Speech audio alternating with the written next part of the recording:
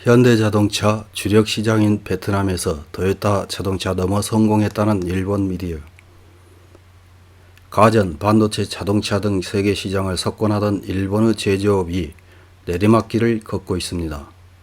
얼마 전 니콘은 SLR 카메라 본체의 일본 내 생산을 올해 안에 중단하고 태국 공장으로 이관한다는 소식이 있었습니다. 일본이 세계 시장에서 통하는 제조업 중 거의 마지막이라고 할 수 있는 자동차도 미래차 시장에서 일본 정부와 업계의 손발이 맞지 않아 자중질환을 일으키고 있습니다.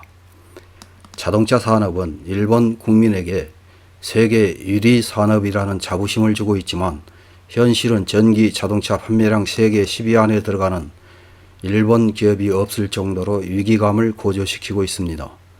그래서인지 국제시장에서 자국의 자동차 시장을 파고드는 현대자동차에 대한 경계심을 늦추지 않고 관련된 기사를 꾸준하게 보도하고 있습니다.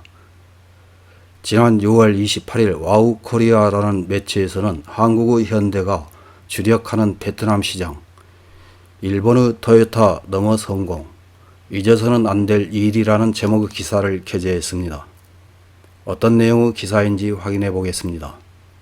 한국 자동차 메이커 현대자동차가 베트남에서 2개월 연속 판매 대수 1위인 것으로 나타났다. 연합뉴스 기사에 따르면 현대자동차의 현지 합작회사 현대탄콩의 지난달 판매 대수는 6,053대로 토요타 자동차의 5,139대를 상회하여 4월에 이어서 1위가 되었다고 한다.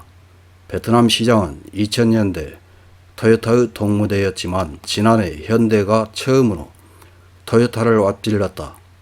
베트남은 국민소득 수준의 향상 등으로 자동차 수요가 확대되고 있다. 지난해 신차 판매 대수는 400만 7,487대, 한때 일본차의 정원이라고도 불렸던 베트남 시장에 현대가 진출한 것은 2009년이다.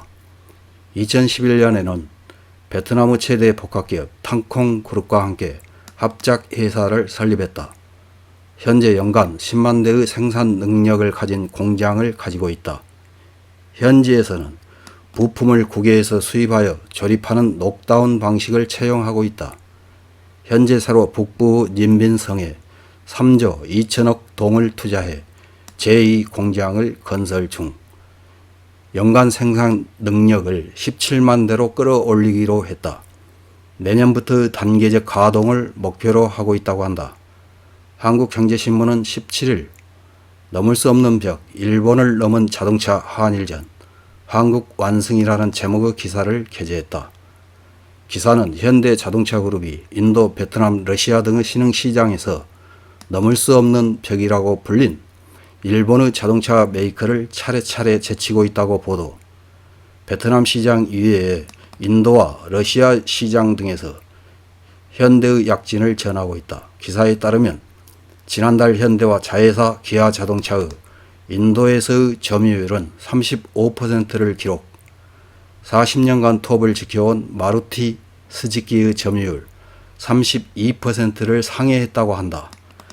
기사는 신흥시장에서의 약진에 대해 현지에서는 현대, 기아가 동급의 일본차보다 다양한 옵션을 갖춘 프리미엄 차종을 출시하는 현지 맞춤형 전략으로 시장을 장악하고 있다는 평가가 나오고 있다고 전했다. 각국의 자동차 시장에서 점유를 확대하고 있는 한국, 향후 일본의 자동차 메이커가 어떤 전략으로 대항해 반격을 도모할 수 있을지 주목된다. 다만 현대자동차는 힘들 때 받은 은혜를 잊어서는 안 된다. 미국 포드에 의존하던 설립 초기 현대자동차가 몇 년 만에 버려졌을 때 일본의 미쓰비시 자동차가 현대를 구해주었다. 미쓰비시에서 다양한 기술 제공을 받아 1975년에 첫 한국 국산차 포니를 생산하고 이후 일본의 대원에어와 파제로, 델리카와 그란디스를 꼭 닮은 한국산 자동차를 양산할 수 있었던 과거를 잊어서는 안 된다. 일본 기업의 도움도 있어 정확히 35년 전인 1986년 미국에 진출한 현대는 글로벌 기업으로 성장했다. 한국이 G8을 지향할 정도로 성장한 것과 같은 구도였다. 개인도 법인인 기업도 그 집합체인 국가도 받은 은혜를 잊을 정도가 되면 머지않아 붕괴한다. 이런 기사를 읽은 일본 네티즌들은 어떤 댓글을 달았는지 몇 개 확인해보고 마치겠습니다. 첫 번째 댓글입니다.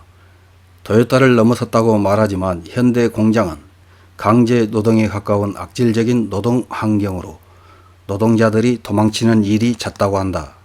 가격이 싸면 그만큼 질이 떨어질 것이다. 그리고 현지 노동자들을 강제 노동시키는 방식은 결코 베트남 시장에 받아들여지지 않을 것이다. 다음 댓글입니다. LG 등은 히타치 제작소가 상당히 협력해 일본인 기술자가 상주하고 있었다. 기사에서 개인도 법인인 기업도 그 집합체인 국가도 받은 은혜를 잊을 정도가 되면 언젠가 붕괴한다고 했듯이 그대로 될 것이다. 다음 댓글입니다. 한국 기업과 상거래가 있는 비즈니스맨으로 이 기사를 신용하는 사람은 제로이다. 이유는 여러 가지 있지만 그중 하나가 리콜의 많음과 내구성 문제이다. 즉 충분히 테스트를 반복하기 전에 시장에 투입하는 시스템과 내구성의 결핍이다. 이것은 한국에서도 문제가 되고 있다. 그런 자동차가 베트남에서 팔리고 있다고 해도 믿기 어렵다. 아프리카 국가에서는 동급인 일본 중고차는 현대차보다 높은 금액으로 거래되고 있다. 다음 댓글입니다. 가전제품만 해도 그렇습니다. 한국에 나중에 당할 거예요. 자동차는 괜찮다고 생각하고 있으면 샤프나 도시바, 소니처럼 됩니다. 일본 정부와 기업은 해외 전략이 서투른 것일지도 모릅니다. 다음 댓글입니다. 처음에는 싸다고 한국차에 달려들지만 운행 중 고장이 간간히 나와서 그때마다 수리비는 가산된다.